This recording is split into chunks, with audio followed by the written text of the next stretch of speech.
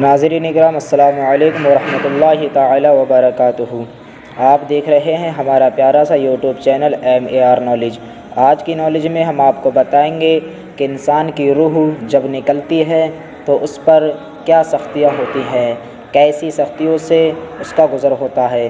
آئیے چلتے ہیں ہم اپنی ویڈیو کی طرف۔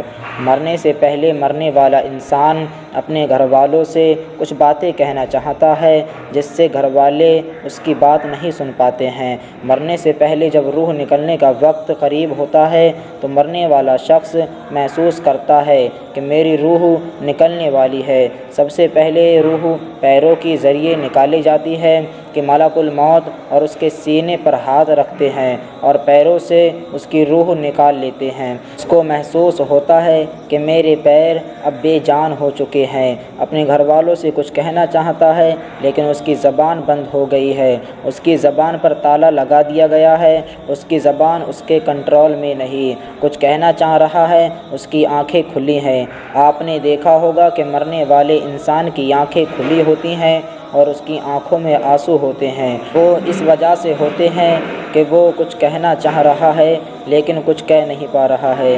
کیا اس کی زبان اس کے کنٹرول میں ہے یا نہیں؟ لیکن اب بھی اس کی زبان اس کے کنٹرول میں نہیں ہے۔ اس کی زبان اس کے کنٹرول سے باہر ہے۔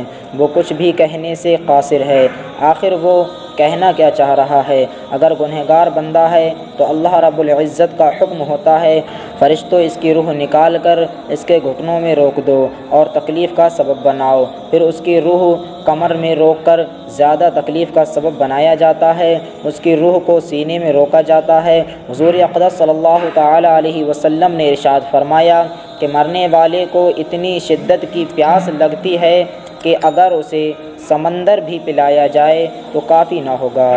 پھر اس کی روح کو دماغ میں روکا جاتا ہے، پھر دماغ سے حلق کے ذریعے اس کی روح نکال لی جاتی ہے۔ آپ نے دیکھا ہوگا جب انسان کی روح نکل جاتی ہے تو اس کی آنکھیں کھلی رہ جاتی ہیں۔ کیوں کھلی رہ جاتی ہیں؟ کیونکہ مرنے والا شخص اپنی روح کو اپنی آنکھوں سے نکلتا ہوا دیکھتا ہے اور وہ اپنے گھر والوں سے کہنا یہ چاہتا ہے کہ اے لوگو، یہ جو پریشانی مجھ پر بیت رہی ہے اگر تم پر ڈال دی جائے تو تم سارے کے سارے ہلاک ہو جاؤ گے۔ اور اگر نیک بندہ ہوتا ہے تو کہتا ہے ہر انسان کو موت کا مزہ چکھنا ہے، لہٰذا اپنی زندگی کو نیک کام کر کے گزارو۔ اور اگر برا بندہ ہوتا ہے، بدکار بندہ ہوتا ہے تو وہ اپنے گھر والوں سے کہتا ہے اے میرے گھر والوں، یہ میری برائیوں کا نتیجہ ہے، تم ایسا نہ کرنا۔ اے میرے گھر والوں، تم برائی نہ کرنا، تم برائی سے بچنا تاکہ تم پر ایسی پریشانی نہ آئے۔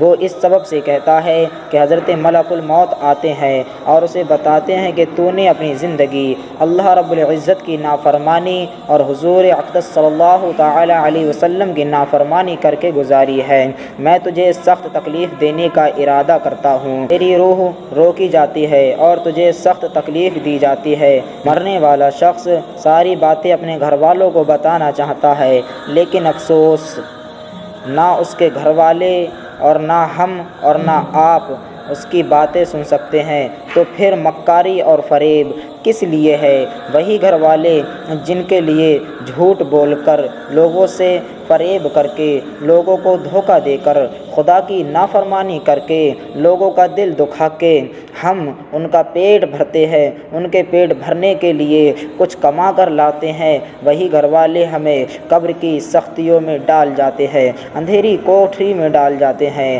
آخر کار قبر کی سختی سے ہم ہی کو لڑنا ہے۔ قبر کی سختی سے بچانے کے لیے ہمارے گھر والے نہیں آئیں گے۔ جب قبر کی سختی سے ہمیں اکیلے لڑنا ہے تو ہمیں قبر کی تیاری کرنا چاہیے، آخرت کی تیاری کرنا چاہیے اور برے کاموں سے رکنا چاہیے، برے کام نہیں کرنا چاہیے اور دوسروں کو بھی یہی تعلیم دینا چاہیے کہ وہ برے کاموں سے رکے۔ اللہ رب العزت سے دعا ہے کہ ہم سب کو جھوٹ سے، فریب سے، تمام برائیوں سے بچائے، آخرت کی تیاری کرنے کی توفیق عطا فرمائے، موت کی سختیوں سے نجات عطا فرمائے، آمین بجاہ سید المرسلین۔